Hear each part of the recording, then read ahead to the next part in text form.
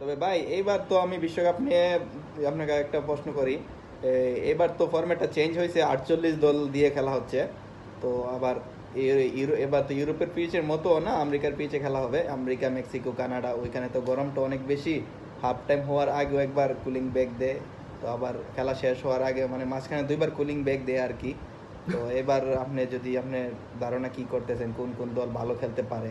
না, ম্যাক্সিমাম ম্যাচই তো হচ্ছে আমেরিকার মাটিতে হবে। আমেরিকা যে আমরা রিসেন্টলি যে 2025-এ ক্লাব ওয়ার্ল্ড কাপটা দেখলাম, ফার্স্ট হাফেও একবার 25-27 মিনিট যাওয়ার পরে কুলিং ব্যাক দেই, আবার সেকেন্ড হাফে আবার এরকম কুলিং ব্যাক দেই। অনেক গরমের জন্য হয় কি, প্লেয়াররা তাদের যে মানে কন্ডিশনের সাথে মানিয়ে নিতে পারে না। ম্যাক্সিমাম ফুটবলারই তো আপনার যারা বিশ্বকাপে যাচ্ছে ইউরোপেরই ম্যাক্সিমাম ফুটবলার, বেশি ফুটবলারই কিন্তু ইউরোপে। তো তাদের আমেরিকার মাটিতে বা মেক্সিকো কানাডার পিচে গিয়ে তাদের মানিয়ে নেওয়ার একটা ব্যাপার আছে। আমি জানি না ইউরোপের ফুটবলাররা টপ লেভেলের ফুটবলটা খেলতে পারবে কিনা। আমরা যেটা ক্লাব ফুটবলে দেখি বা পুরো মৌসুমে দেখি, তারা টপ লেভেলের ফুটবলটা খেলে। ওই কন্ডিশনে গিয়ে টপ লেভেলের ফুটবলটা খেলতে পারবে কিনা সব প্লেয়ার, এটা আমার একটা সন্দেহ আছে। যেমনটা আমি 2025 ক্লাব ওয়ার্ল্ড কাপে দেখছিলাম, মানে অনেক ভালো ভালো ফুটবলার মানে নামের প্রতি যেটাকে বলে সুবিচার করতে পারেনি, তারা তাদের টপ লেভেলের ফুটবলটা খেলতে পারেনি। ক্লাব ওয়ার্ল্ড কাপে এরকম খেলা পায়নি। আর বিশেষ করে আপনি যেটা বলছেন যে বিশ্বকাপ মানে কে জিততে পারে বা কারা, বিশ্বকাপ হচ্ছে এখানে একটা লাকের ব্যাপার আছে। আপনার যেমন ট্যাকটিস, ভালো ফুটবল, আর হচ্ছে আপনার এটার পাশাপাশি আপনার লাকেরও একটা ব্যাপার আছে। আপনি এর আগের ওয়ার্ল্ড কাপটা দেখেন, 22-এর ওয়ার্ল্ড কাপটা দেখেন, মানে আর্জেন্টিনা যে ওয়ার্ল্ড কাপ জিতবে, মানে আমার রুমে কয়েকজন ছিল বা আমি যাদের সাথে কথা হইলো আর্জেন্টিনা ফ্যান, মানে ম্যাক্সিমামই মানে বিশ্বাস করিনি যে আর্জেন্টিনা ফাইনাল খেলতে পারে। কারণ আপনি ওই বিশ্বকাপের স্কোয়াডটা দেখেন, এনজো ফার্নান্দো, ম্যাকেল স্টার, আরো কিছু নতুন নতুন মুখ, তারা জাস্ট নতুন টিমে আসছে। তো তারা এখন কিন্তু তারা সেট ইউরোপে ভালো ফুটবল খেলতেছে, কিন্তু তখন তারা এই লেভেলের ফুটবলটা খেলে যে আর্জেন্টিনা কাপ জিতবে। এবং তাদের তাদের লাক ফেভার করছে, দেখেন তারা লাকও ফেভার করছে। আপনি টাইব্রেকার গুলো দেখেন, টাইব্রেকারও তারা তারা যে দুইটা ম্যাচে মেবি টাইব্রেকারে গেছে, কোয়ার্টার ফাইনালে এন্ড ফাইনালে নেদারল্যান্ডের ফ্রান্সের সাথে টাইব্রেকার গুলো তারা জিতছে। অবশ্যই এমিলিয়ানো মার্টিনেজ টাইব্রেকারে খুবই ভালো গোলকিপার, তো তাদের লাকও ফেভার করছে। ম্যাচও তাদের অনেক ডিসিশনই তাদের পক্ষে গেছে, একটা লাকের ব্যাপার আছে। তবে ওদের কোচটাও ভালো একটা ট্যাকটিস করছে, যদিও প্রথমে লিড নিতে পারছে, তখন তারা কোচটা মধ্য মাঠের মধ্যে কিছু ফাউল টাউল করে খেলাটা মানে ওদের আক্রমণগুলো নষ্ট করছে, ওই হিসাবটা দিয়ে ওদের ফায়দা হয়েছে আর কি। মানে এই যে আপনি কোচের কথা বললেন, মানে আমি কিন্তু ভাই ব্রাজিল ফ্যান, কিন্তু I really love him, Lionel Scaloni. As a coach good, আর এজ এ পারসন অ্যামেজিং, মানে খুবই জেন্টেল, উনি খুব ভালো মানুষ also। মানে এটা হচ্ছে লাকের ব্যাপার, বিশ্বকাপ হচ্ছে লাকের ব্যাপার। এবার হচ্ছে আপনার আছে আমার চোখে এবার ফেভারিট, যদি আপনি যেহেতু বলছেন যে কে জিততে পারে বা কারা, আমি এইবার হচ্ছে আপনার ব্রাজিল। টাফ, কাকে ছেড়ে কাকে রাখবো? ব্রাজিল। আমি 5টা টিমের নাম বলছি, তাদের ভালো সম্ভাবনা আছে। Brazil, Spain, France,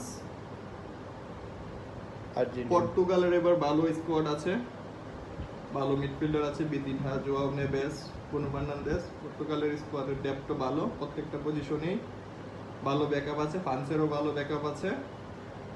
Argentina. আমার 5টা টিম হচ্ছে Brazil, Argentina, Spain, France, Portugal.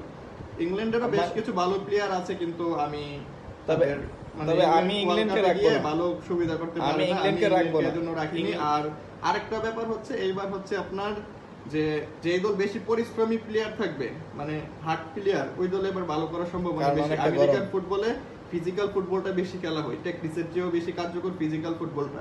আমি কয়েকটা টিমের নাম বলি যারা এবার ভালো করতে পারে। ইকুয়েডর, কলম্বিয়া, তারপরে হচ্ছে আপনার ল্যাটিন আমেরিকার টিমগুলো ভালো করতে পারে আমেরিকার পিছে। ইউরোপের টিম না, আপনি দেখবেন ইউরোপের টিমের খেলার ধরন এক, লাতিন আমেরিকার খেলার ধরন এক। যখন ইউরোপ লাতিন আমেরিকার দলের কোনো খেলা হয় দেখবেন কলম্বিয়া, ফ্রান্স অথবা স্পেন ওদেরকে গামিয়ে ফেলে। আবার ইউরোপ যখন খেলে তখন বোঝা যায় যে ইউরোপের টিমের সাথে যখন খেলে, ওই খেলা দেখলে বোঝা যায় যে লাতিন আমেরিকার টিম ওদের সাথে পাত্তাই পাবে না। কিন্তু যখন ইউরোপের টিম গিয়ে লাতিন আমেরিকার সাথে খেলে, তখন খেলাটা ধরন অন্যরকম হয়ে যায়। তখন হয়েছে গিয়া সেটা লাতিন আমেরিকার টিমগুলা ইউরোপের টিমের ওদের স্বাভাবিক খেলাটা খেলতে দেয় না, আর ইউরোপের টিমগুলো লাতিন আমেরিকাকে ওদের স্বাভাবিক খেলাটা খেলতে দেয় না। ওই হিসাবে টিমের খেলাটার ধরন বদলে অন্যরকম হয়ে যায়। ওই হিসাবে ভালো ফাইটিং ম্যাচ হয়। আপনি যদি দেখেন উরুগুয়ে মনে হয় পর্তুগালের সাথে 2018 বিশ্বকাপে খেলছিল, অনেক ফাইটিং ম্যাচ হয়েছে। এরকম মানে অনেকেই লাতিন আমেরিকার টিমগুলো ইউরোপের টিমের সাথে খুব ভালো ফাইট দেয়। খেলা শেষে যে একদল তো হার জিত হাসেই, তারপরে মানে লাতিন আমেরিকার ইউরোপের টিমের দুই দলের কম্বিনেশন মোটামুটি ভালো স্ট্রং, ভালো ফাইটিং ম্যাচ হয় এই আর কি। না, এবার লাতিন আমেরিকার টিমগুলো আমার চোখে এবার ভালো করার সম্ভাবনা আছে, এবং আপনার যদি এই দেখেন লাতিন আমেরিকার এবার যে টিমগুলা এরা খুবই পরিশ্রম করতে পারে। ইকুয়েডর, তবে কলম্বিয়া।